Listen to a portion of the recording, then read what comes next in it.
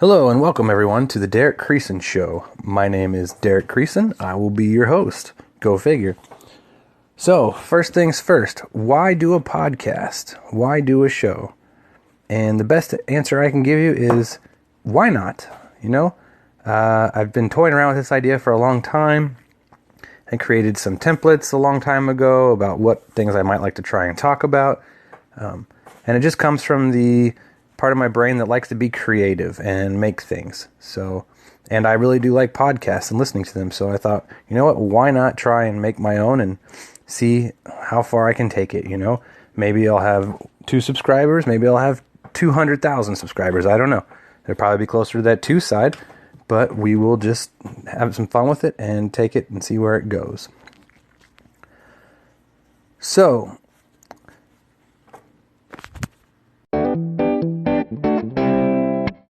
alright, let me introduce myself and give you a little bit of background info on me before we get started with the rest of the show. My name is Derek Creason, like I said earlier. I am currently 33, about to be 34 years old. I work in the IT industry for the last 10 years as a computer nerd. I'm also in the Army National Guard where I do IT stuff for them as well. I am married happily to my wife Amy and have 4 children. As far as, what else? Some of my hobbies include playing music, trying to write, books, music, songs. I like to play guitar and drums. I like to do lots of computer nerdery stuff. That pretty much sums up my hobbies. As far as information about my show, you can go to my website, derekcreason.com. There you can subscribe to my email newsletter, and it will have links as well to all my social media, Facebook, Twitter. You can send me an email, derek@derekcreason.com. I'm at Derek Creason on Twitter. I like Twitter the most out of all the social media, so it's probably the quickest way to get a hold of me, and next would be email. Alright, now that you've heard a little bit about me and my background, let's get started with the show. So to start off this first episode, I'm going to talk about the segments that I will have in my show. And as far as my show, the format, I don't know. It might be short form, long form, whatever you want to call it. It might be weekly. That might be too lofty of a goal to start off with. I don't know. Maybe monthly. It will probably just be asterisk as time permits during my busy life. But some of the segments stuff I'm going to talk about will be, one big section will be movies, movie reviews and movie news. I'm a big movie nerd. I love to go to the movies. I don't get to as much as I used to. But I love to watch movies and talk about movies and read about movie nerdery and stuff. I've got to stop saying the word nerdery.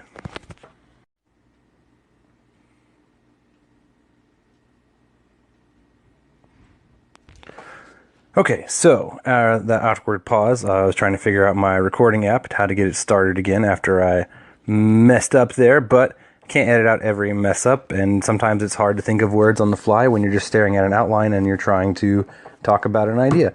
So, after movies, the next section or segment of my show will be about music. I'll try to talk about any new and cool music I've come across lately, what I'm listening to lately, if there's any cool concerts that I'm going to or have been to lately, and the worst song that I've heard lately.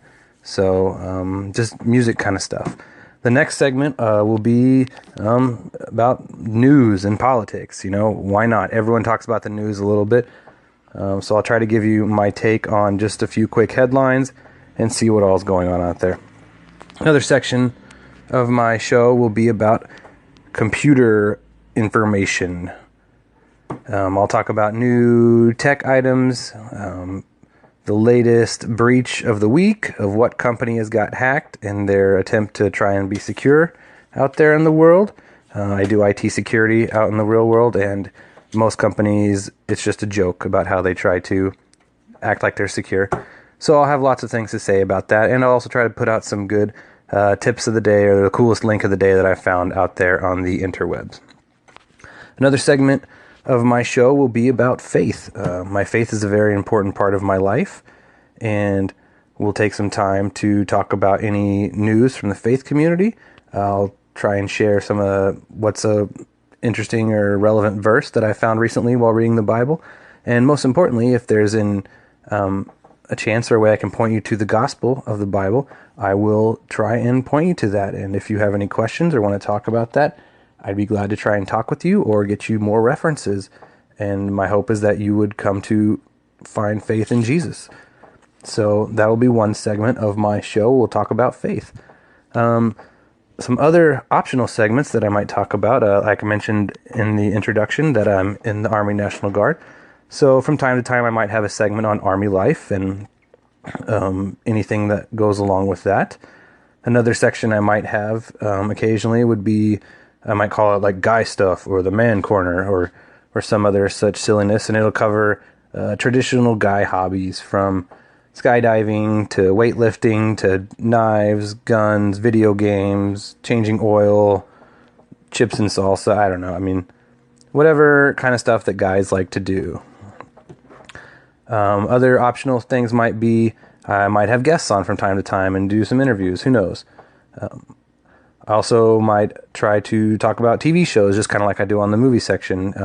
I don't get to watch a lot of TV, but occasionally I do, and if I get a chance to, we can talk about that. And just other things, what's the stupid holiday of the month?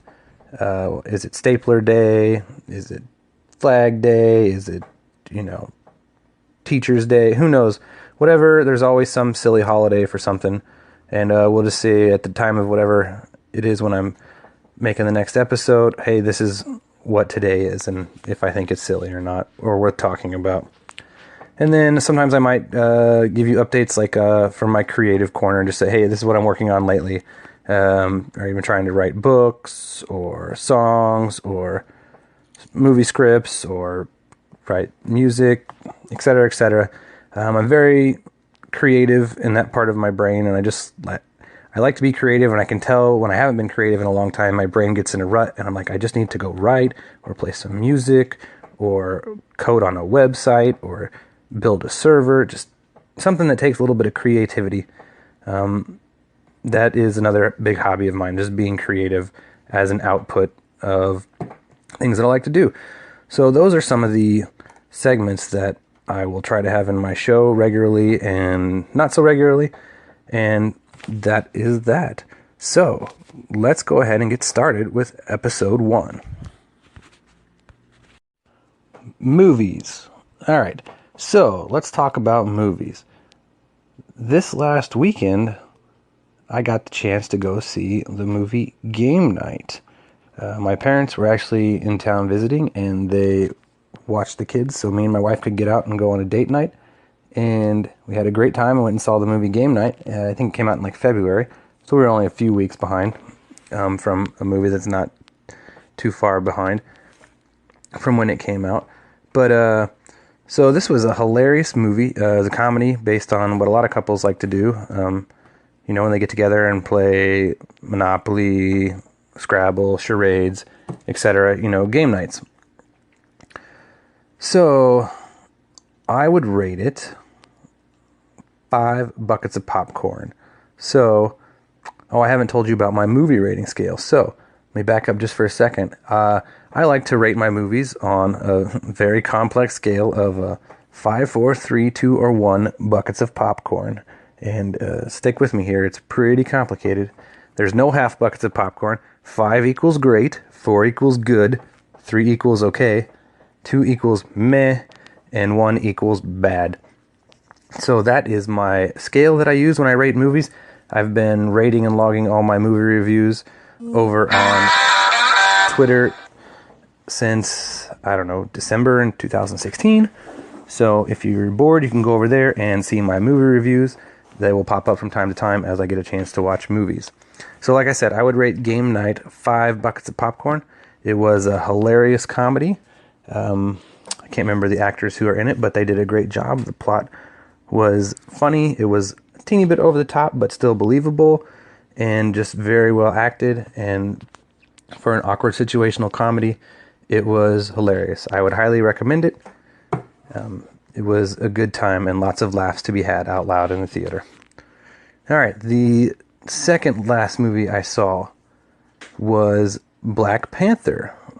We were actually able to get out and go see this in the theater a few weeks back as well. This movie, I gave it 4 buckets of popcorn. It was really, really good. I don't remember at the time why I didn't give it 5, but it definitely borders between 4 and 5 on my scale. It is another really good movie by Marvel in their superhero world, the Marvel Cinematic Universe, and it helped answer the background story of Black Panther, who was introduced in Civil War, and helps build a little bit towards the movie we've all been waiting for the last 10 years, Avengers Infinity War. So I'm really excited to see that one coming up here in a few weeks. And but Black Panther was a really just a good superhero movie. Lots of good action, lots of good story, lots of good characters, lots of strong female characters, lots of a good portrayal of African culture, and the idea of a really futuristic tech city hidden in a third world country was just a really neat idea, and they explored that really well.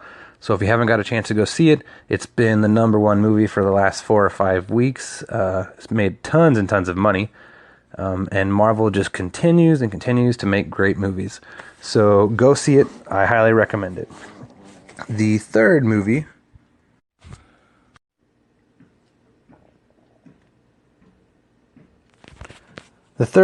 on my list here is Only the Brave, and I gave it 4 buckets of popcorn. This was a really good movie. It's a drama set in Arizona and Southern California about the firefighters who go and fight the wildfires that pop up, and how they go and use lots of different techniques to try to stop the giant wildfires. It was a little bit slower paced, but a very well written drama, and it was a little intense, but still, I would highly recommend it. I enjoyed it, and it was just a good movie. Hard to say it too much about it without giving away the plot, so I don't want to give that away. So those are the last 3 movies that I've seen. You'll have to tune in next episode to see what other movies will have to rate and review.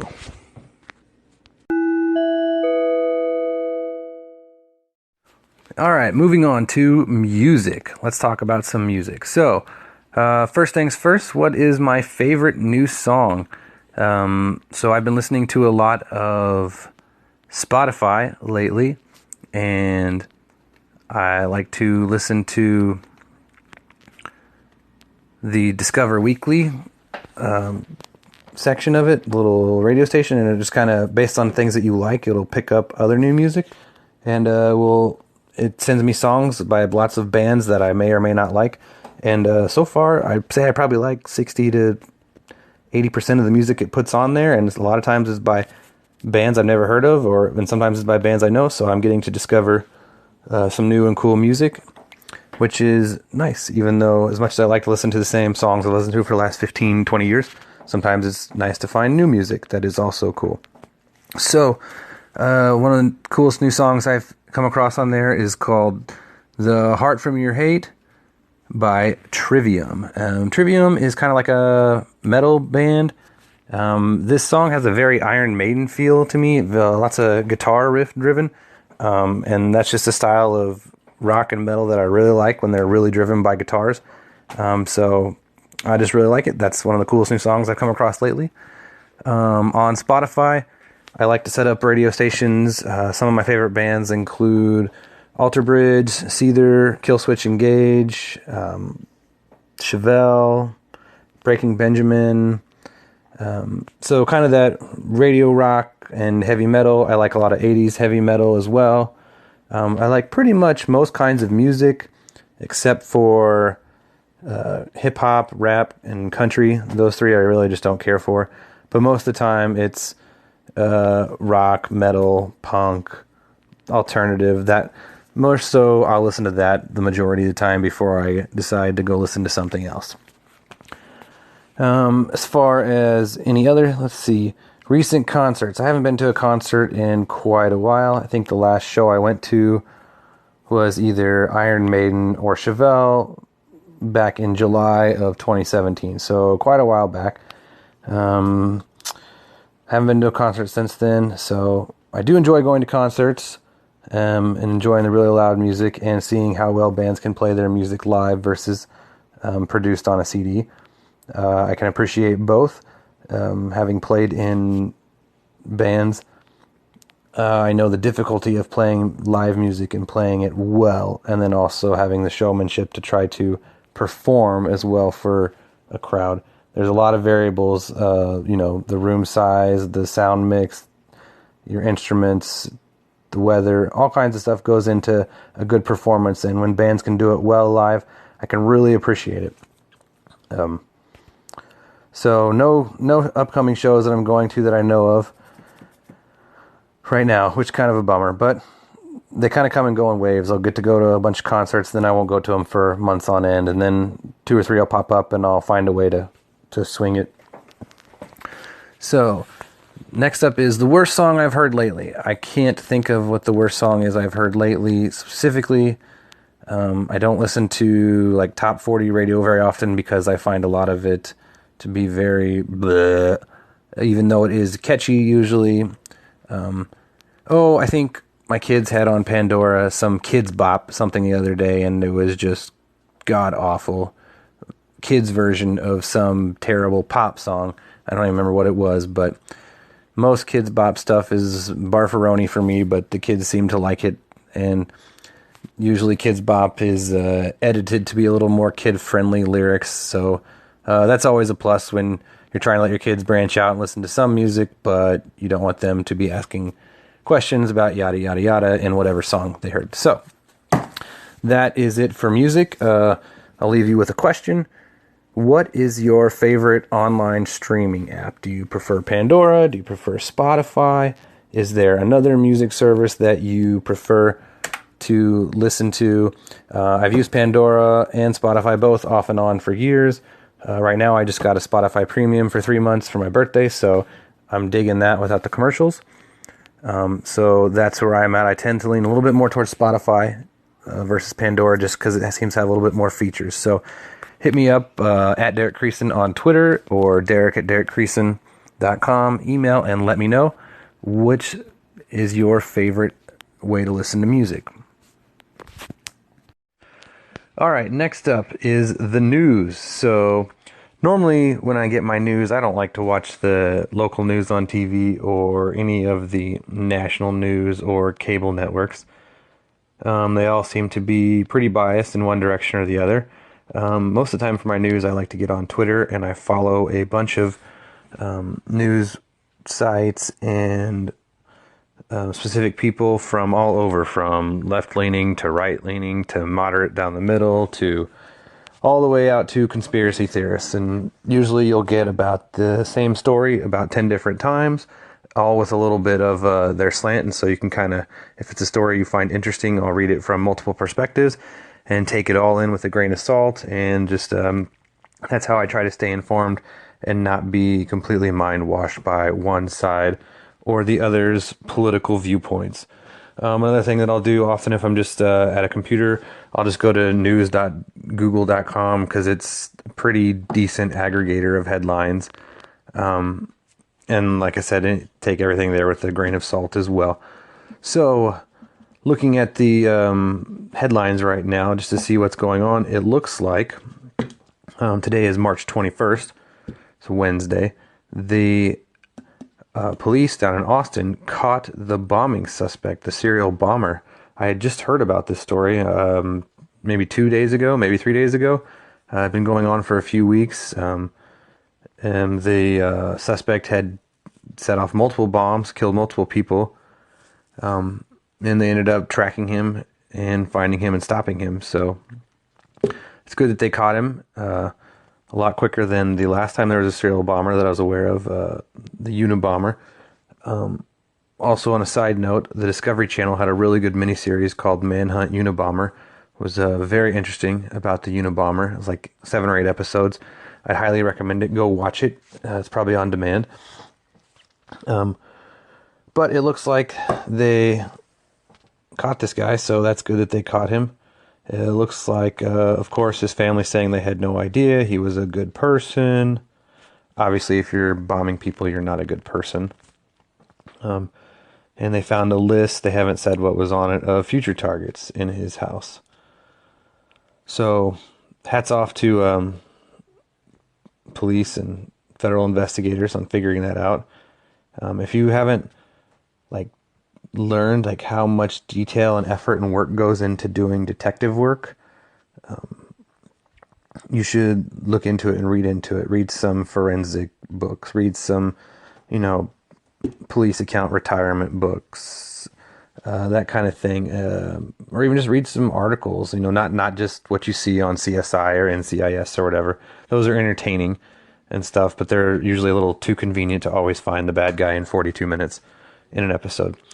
But just the amount of man hours it takes to just sit there and think of every single possibility of what could this guy have done, or how could he have done it, or where could he have bought the supplies, and to get into their mindset and work their way through it, thinking of every single possible potential outcome, and then investigating it and checking it off and double checking it off. It takes a lot of smart people and a lot of man hours to do good old fashioned detective work, even with all of the cool tools they have in today's technology. So it's kind of interesting. Take some criminology classes in college. There's a lot of neat information in that field. I've actually minored in criminology and had a short career in law enforcement for a while back in my early mid 20s. So I'm a little bit familiar with it, not super familiar with it, but I've definitely been exposed to it. It's just a lot of neat information. It looks like another big headline going on is this big Facebook data breach thing with analytics, and everyone's up in arms about it, about these companies using data from Facebook to mine data and use it for politics. I've got a big news flash for you. This is nothing new. It's been going on for a long time. Facebook is not the first company to do this kind of thing online. If you don't know anything about how websites and data works, I won't go into super nerdery, but there are companies out there that make millions and millions of dollars tracking and advertising through all kinds of platforms, through your phone, through your apps you use, through the websites you browse. They've actually done studies, and it's easier to track people down and locate them using ads through GPS and cell phone towers and stuff like that. They can find people quicker for about $1,000 using ads, targeted ads, rather than good old-fashioned police detective GPS work. I don't remember where I read that. It was actually a pretty interesting article. But if you probably do some Googling, you could probably find it. So everyone's like, hey, you should quit Facebook now. I'm just like, well, I'm getting pretty close to quitting Facebook anyway, so I just might in a week or two. I really only use Facebook to keep up with what other people are doing. Most people's complaints are all pretty similar to mine. They don't like the algorithms. They don't like all the clickbait, all the political ads, all the ranting and raving articles, all the endless political debates over anything and everything, and it just causes a lot of infighting, and nobody ever really succeeds in changing anyone else's mind, and it's just really a platform for most people to show their stupidity. Although it is nice to see people's pictures from time to time and see what they're up to. So I personally like Twitter a lot better. I do some Instagram. I'm not real big on the Snapchat, or I don't know what else is out there these days that kids are using, but I would say Twitter is probably the social media platform that I enjoy the most. All right, other news. Lots of snow on the East Coast. Good luck. It's about all for the headlines that I really care to talk about. Sometimes in this segment, I'll try to find if there's any good conspiracy theories that I've came across lately. I do enjoy a good conspiracy theory. They're entertaining. Some are more way out there in the weeds, like, the alien probings or lizard people, whatever. Some of the more interesting ones I find are like political ones, having to do with politics and wars and domestic terrorism and stuff like that. And not that I necessarily believe them, but I think a lot of times they bring up a lot of good questions that there aren't any good answers to. And I think sometimes it's okay to question the political narrative that we're fed about big incidents out there in the world. So I'm looking at a couple different conspiracy theory websites, and they're just talking about regular news. I saw one the other day, but I can't remember what it was. I thought it was pretty silly. So from time to time, if I've come across a interesting or entertaining one, I will talk about them here in my news segment. All right, next up is computer nerdery. And I know I keep using that word. I guess I could say computer geniusy. I don't know. Just computer news. So, like I mentioned in the intro, I do IT work for my professional career. I've been doing it for 10 years professionally. I've been doing computers ever since I was a little kid. Right now, I pretty much specialize in VMware, Linux, and IT security, but I've done quite a bit of stuff from Windows adminning to data center migrations. I do infrastructure right now. I've done some security work. I've done government contracting. I've got to travel internationally for multiple companies and do merger and acquisition work. It's been pretty cool. I've got a master's degree in IT management and quite a few certifications. So it took me a while to figure out in my mid-20s that, hey, I really like IT, and that's what I should do for my career. But so that's where I'm at. I've been doing it about 10 years. I'm actually studying for another certification test I'm going to take in about 6 days. And I'm actually at a course right now for the Army for about 8 months to learn a bunch of technical stuff. And I'm going to try to knock out anywhere between 2 to 6 or 7 other certifications while I'm here in my limited free time, since all I really have to do is go to class, study, and pass these tests while I'm out here at this course. So that's a little bit of my computer background. Enjoy doing websites and stuff. I'm not a huge coder developer, but I can hack some stuff out. If I have to do that, I prefer to do it in Bash or HTML and PHP.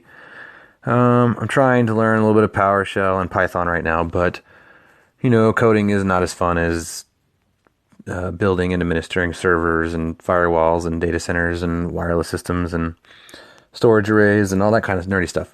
So now that I've bored you to death with a bunch of computer words, let's talk about the newest, coolest gadgets that are coming out. Right now, the biggest thing that's coming out that's on my radar is the Galaxy S9 phone.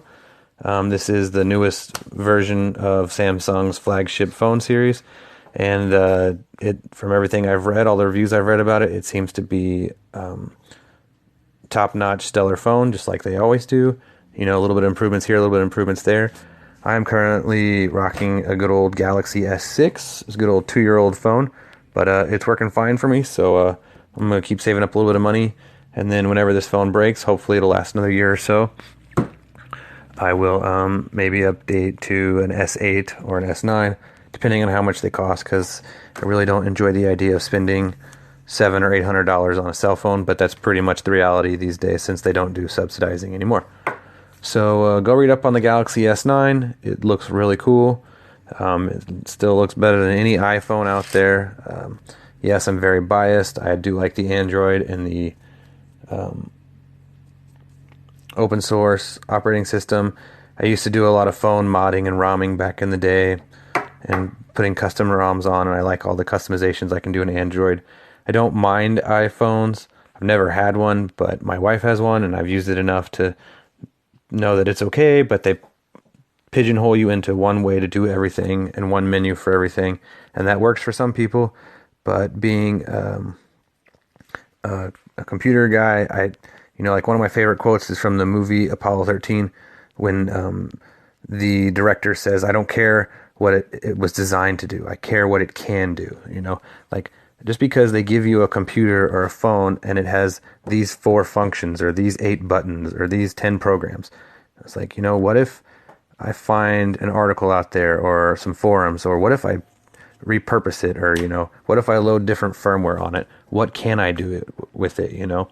And that kind of tinkering has always been appealing to me, and another fun aspect that's creative. Building computers, installing multiple operating systems on them. Just what can you create in a computer world? All right, so that's the latest, coolest tech item out there that I'm aware of.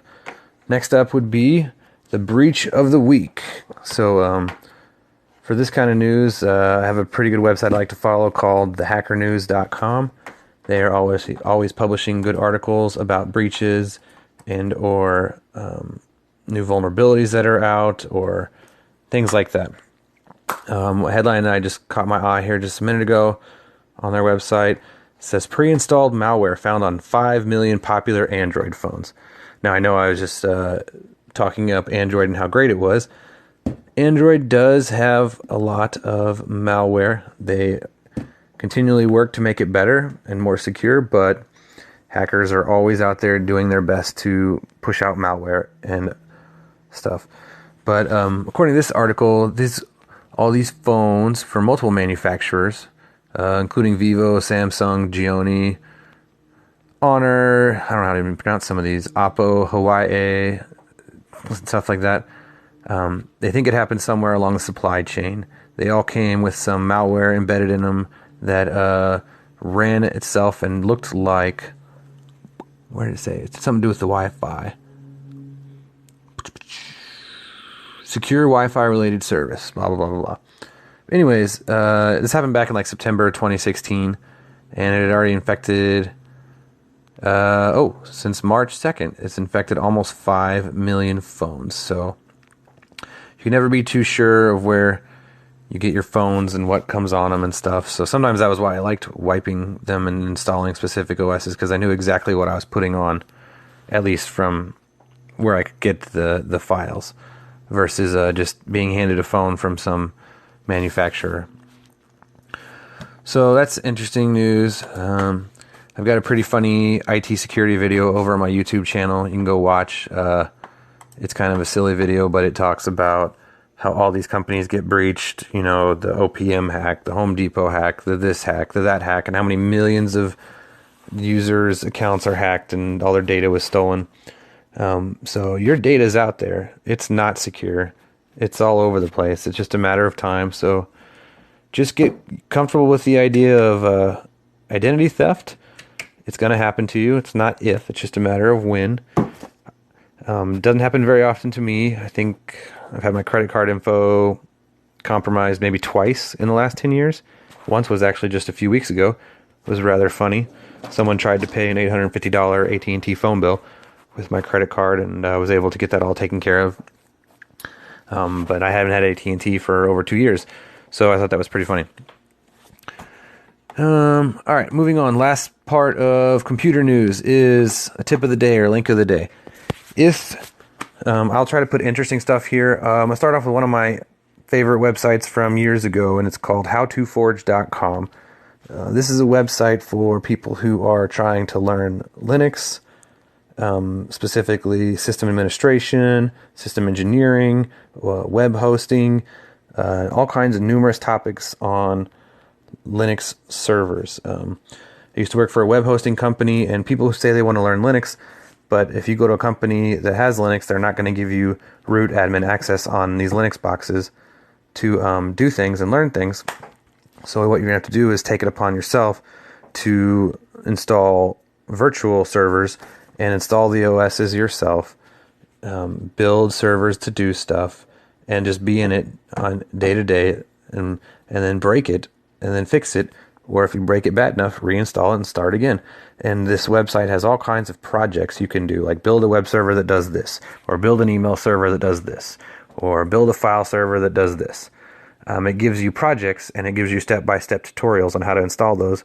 And you can learn a lot just by installing and configuring these systems and getting them to work. And the website's been around for years. It's been a great resource to me over the years, and I enjoy a good project from it now and again. And I reference it actually quite a lot when I go to do reinstalls of Linux servers, because the applications and programs continually update, and it's hard to stay on top of all that stuff. So it's nice to see what the new features are and all that kind of stuff. So there you have it on computer news and information for this episode. Let me know what you think, and we will move on. All right, next up is my segment on faith. Like I mentioned in my intro, my faith is a very important part of my life. And so a little bit of background. I've grown up in church my whole life. I've gone to traditional Southern Baptist church, although now most commonly these days, if you ask somebody, hey, what's the difference between a Southern Baptist or a Methodist or an Episcopalian or an evangelical or a Catholic, you would get a bunch of blank stares or some very generic definitions. So the differences are pretty nuanced and have to do a lot with doctrine. But just to tell you where I'm at, I am a believer in the Bible, the Jesus Christ presented in the Bible, not the Jesus Christ that people tend to make up and proclaim, with all kinds of wild and silly things that you see out there. Pretty much what I try to do is, if it doesn't come out of the Bible, I'm going to be skeptical of it at first. I'm not saying your Bible study book or your theology study book isn't a good resource or something that I can't read. I'm just saying I'm going to take it all with a grain of salt. I'm going to start with the presupposition that I have from my faith that the Bible is completely true. And that's where I'm going to start. And I'm going to try to use the logic presented in the Bible to study the Bible and everything else, and hopefully do my best to use it to guide my decisions and principles in my life. And going to work to continually improve on that. And I'm going to fail at it often, but I'm going to get up and keep going every day. So that's a little bit of background of me and where I'm at. As far as faith news, looking up on just some websites, one of the headlines I'm seeing is that the movie I Can Only Imagine is doing really well at the box office. I've read a couple of reviews of this film, and it is all the reviews say it's a very good movie with a very good story. I don't know all the details about it, but it's got some Christian themes in it, and I think it's pretty cool that movies can make it in Hollywood these days, and still be able to put out Christian values out there into the culture. All right, next up, verse of the day. The verse of the day is one we actually went over on Sunday at church, and one we've been trying to work on teaching our children here at the house for quite a while. It comes from Philippians chapter 2, and it says, "Do nothing from selfishness or empty conceit, but with humility of mind regard one another as much more important than yourselves. Do not merely look out for your own personal interests, but also for the interests of others." Basically, in a nutshell, it's saying, do your best to not be selfish. And this sounds really simple and easy to repeat and try to ingrain into children, but it's one of the more difficult concepts from the Bible to try to grasp and live out, not just day to day in your life, but hour by hour, minute by minute. Something I realized when I had kids is I didn't realize how selfish I was, for me, myself, and I to get to do what I want, to hang out with who I want, to eat what I want, to go where I want. I didn't realize I was that selfish about any and every decision I had and made until I had children. When you have children, your whole world changes.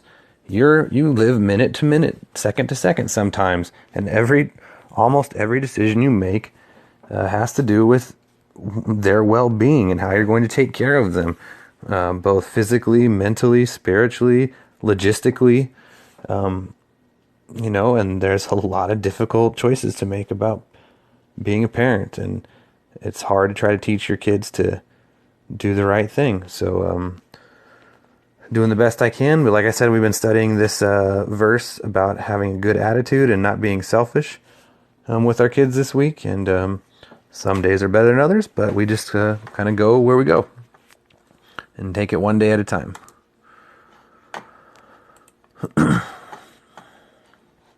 All right, so that will do it for the faith segment today.